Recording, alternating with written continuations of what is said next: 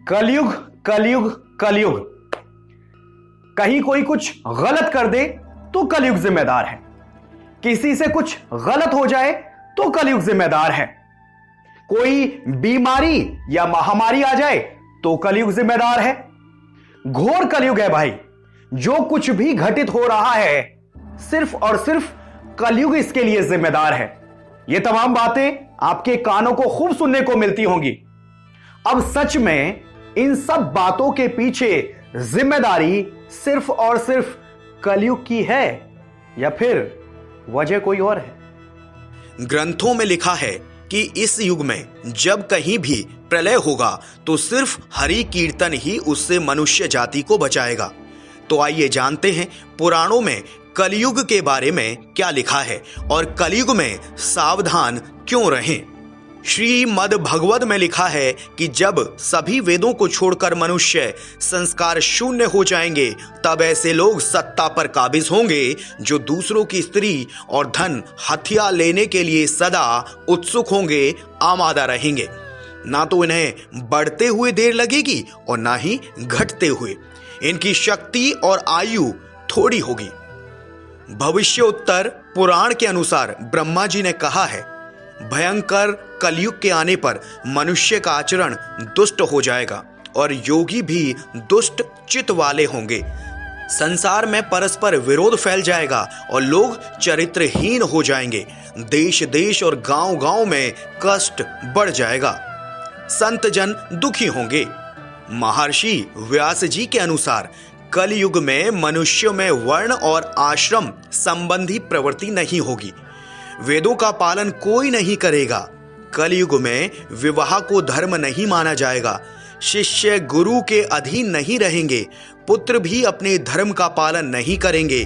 कोई किसी भी कुल में पैदा क्यों ना हुआ हो, जो बलवान होगा वही कलयुग में सबका स्वामी होगा। पौराणिक ग्रंथों के अनुसार 4 युग होते हैं: सतयुग, त्रेता युग, द्वापर युग और कलयुग।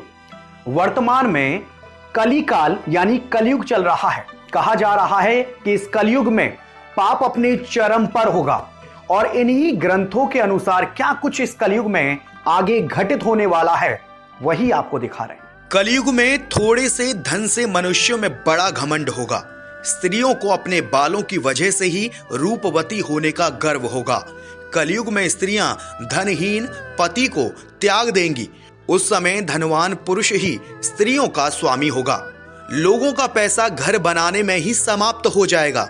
इससे दान पुण्य के काम नहीं हो सकेंगे और इंसान की पूरी बुद्धि सिर्फ और सिर्फ पैसा जुटाने में ही लगी रहेगी।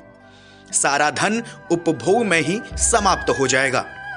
लोग बाढ़ और सूखे के भय से व्याकुल रहेंगे। सबकी नजरें आकाश की ओर टकटकी लगाए देखती रहेंगी।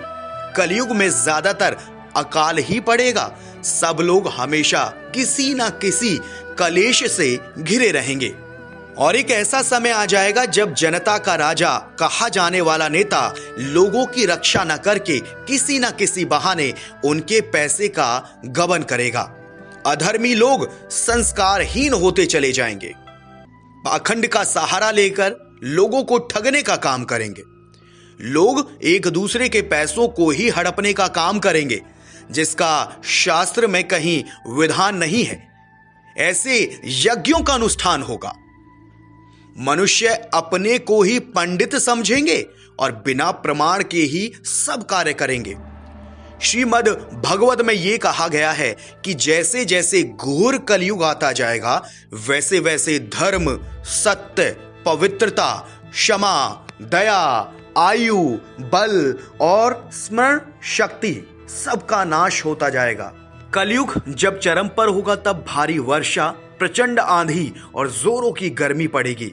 लोग खेती काट लेंगे, कपड़े चुरा लेंगे, पीने का पानी, सामान और पेटियां भी चुरा ले जाएंगे। चोर अपने ही जैसे चोरों की संपत्ति चुराने लगेंगे। हत्यारों की भी हत्या होने लगेगी। लोगों की आयु भी कम होती चली जाएगी। इस वीडियो के माध्यम से आपने जो कुछ भी जाना, ऐसा नहीं है कि वो सब कुछ ना हो रहा हो, वो सब कुछ हो रहा है।